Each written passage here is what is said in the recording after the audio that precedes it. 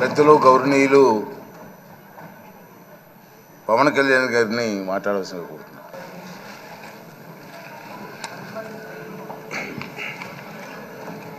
16వ శాసనసభకి ఏకగ్రీవంగా ఎన్నికైన సభాపతి శ్రీ చింతకాయల అయ్యన్న పాత్రుడు గారికి హృదయపూర్వక నమస్కారాలు, మీ శుభాకాంక్షలు. ఇది నేను మొదటిసారి అసెంబ్లీలోకి అడుగు పెట్టడం. ఇలాంటి సుదీర్ఘ రాజకీయ అనుభవం ఉన్న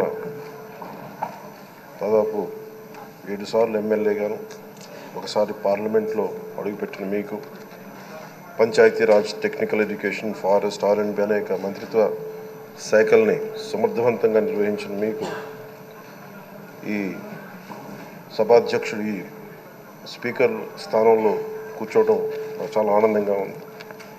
ఇన్ని దశాబ్దాలు ప్రజలు రాజకీయ జీవనంలో ప్రజలు మీ వాడి వేడి చూశారు. మీకు కోపం వస్తే ఋషికొండను చెక్కినట్టు ప్రత్యర్థులకి పదునైన ఉత్తరాంధ్ర యాసలో గుండు కొట్టేస్తారు. ఒకటే బాధేస్తా ఉంది సార్, ఇకపైన మీకు తిట్టే అవకాశం లేకపోవడం. కానీ ఇక మీద సభలో ఎవరు తిడుతున్నా దాన్ని ఆఫ్ చేసే బాధ్యత మీ చేతిలోనే ఉంది. మీరే మైక్ ఆఫ్ చేయాలి. అంటే మా చిన్నప్పుడు నేను చూసేవాడు, ఒకసారి అల్లరి చేసే అబ్బాయిని క్లాస్ లీడర్ చేసేవాడు చిన్నప్పుడు మా స్కూల్లో. కానీ ఇన్నాళ్ళు ప్రజలు మీ వాడి వేడి పలుకులు, మీ ఘాటైన వాగ్దాటి చూశారు. ఈ రోజు నుంచి రాష్ట్ర ప్రజలు మీ హుందాతనం చూస్తారు. డిబేట్స్ వెనకాల దాక్కుని సంస్కారహీనమైన భాషలని, భావాలని రకరకాల మాధ్యాల్లో విరజిమ్ముతూ ఉంటారు. దాని నియంత్రణ మీ ఆధ్వర్యంలో ఇక్కడి నుంచే మొదలవ్వాలి.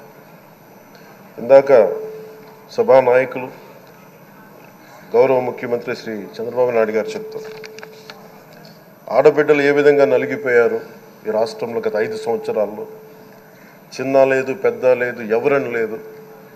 ఎవరన్నా సరే ఒక మాట మాట్లాడితే వాళ్ళు వ్యక్తిగతంగా దూషణ, సోషల్ మీడియాలో వాళ్ళని క్యారెక్టర్ అసాసినేట్ చేయటం, వాళ్ళు పెద్ద నాయకులు కావచ్చు, కార్యకర్తలు కావచ్చు, లేదా వాళ్ళకి ఎదురు తిరిగి ఒక ఒపీనియన్ చెప్పి ఎవరైనా సగటు మనిషి కూడా కావచ్చు, అది ఇక్కడితో ఈ రోజు నుంచి ఆగిపోవాలి అధ్యక్ష.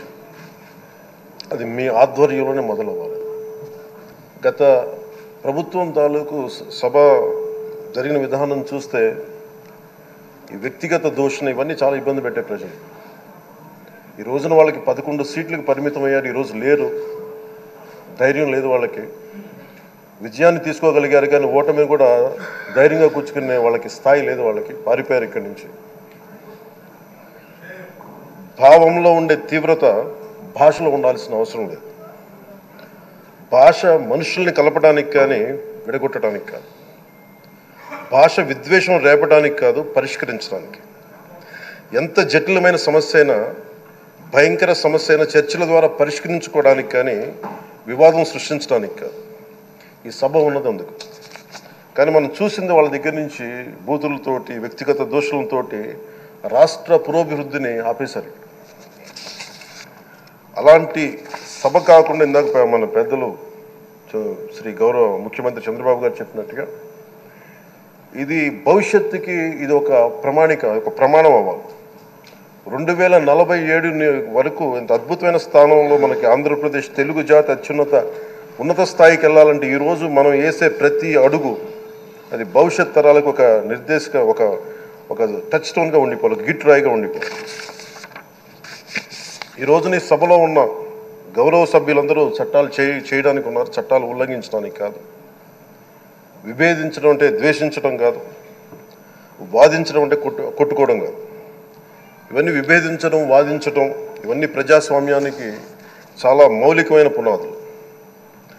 ఆంధ్రప్రదేశ్ ఆవిర్భావం జరిగి అసలు భాషా ప్రయుక్త రాష్ట్రాల ఆవిర్భావమే మన ఆంధ్ర రాజ్యంతో మొదలైంది. అమరజీవి పొట్టి శ్రీరాములు గారి బలిదానం మీద మన రాష్ట్రం పుట్టింది. 56 రోజులు తిండి తిప్పలు తినకుండా నరకం అనుభవిస్తూ ఆయన బలైపోయారు. ఆయన మరణానికి చేరువవుతూ ఆమరణ నిరాహార దీక్ష చేసిన ప్రతిరోజు మనకి దాదాపు ఈ సుదీర్ఘమైన 6 దశాబ్దాల కాలం 1.5 సంవత్సర కాలం అంటే ఆయన ప్రతిరోజు చావుకు చేరువవుతూ భోజనం లేకుండా ఆయన గడిపిన ప్రతిరోజు మనకి 1.5 సంవత్సర కాలం. అలాంటి నేపథ్యంలో అలాంటి మహోన్నతుడు శ్రీ పొట్టి శ్రీరాములు గారి త్యాగాన్ని కనుక మనం ఈ సభలో ప్రజా సంక్షేమం కోసం మాత్రమే చర్చలు జరగాలి, వాదోపవాదాలు హద్దులు దాటకుండా ఉండాలి, వ్యక్తిగత దూషణకి తావివ్వకుండా ఉండాలి. అలా కాకుండా గత ప్రభుత్వంలాగే ఈ సభని తిట్లకి బూతులకి కొట్లాటకి వాడితే ప్రతి నిమిషం పొట్టి శ్రీరాములు గారి బలిదానాన్ని అవమానం చేసినట్టే. ఒక గొప్పవాడు ఒక మహానుభావుడు బతికినప్పుడు మాత్రమే కాదు, చనిపోయిన తర్వాత కూడా కొన్ని తరాలు ఉపయోగపడతారని నిరూపిస్తారు.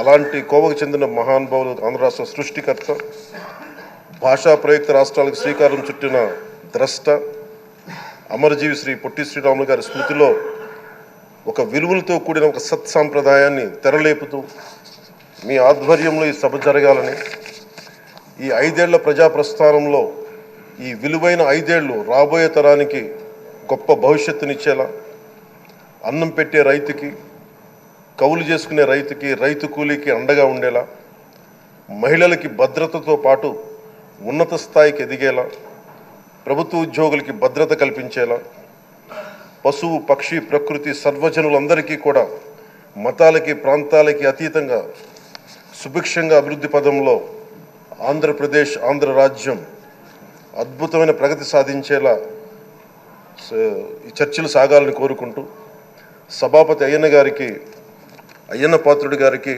మీ ఆధ్వర్యంలో ఈ సభ ఒక సరికొత్త సాంప్రదాయానికి సత్సాంప్రదాయానికి ఇది తెరతీయాలని కోరుకుంటూ మీకు మరోమారు శుభాభినందనలు తెలియజేసుకుంటాను.